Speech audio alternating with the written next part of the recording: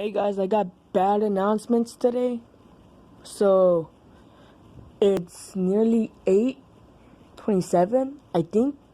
And I think like 2 minutes ago there was a little earthquake over here where I live. My friends were feeling it. My family was feeling it from Henderson, from California.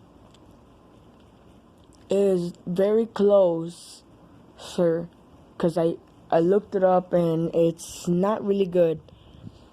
A 7.1 hit California today, and that's how we feel a little earthquake.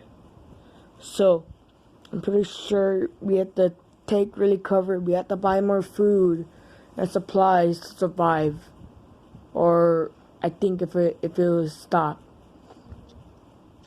I never felt an earthquake before, but I hope another one will never come. So be prepared, wait till another one hits, and take cover. Bye.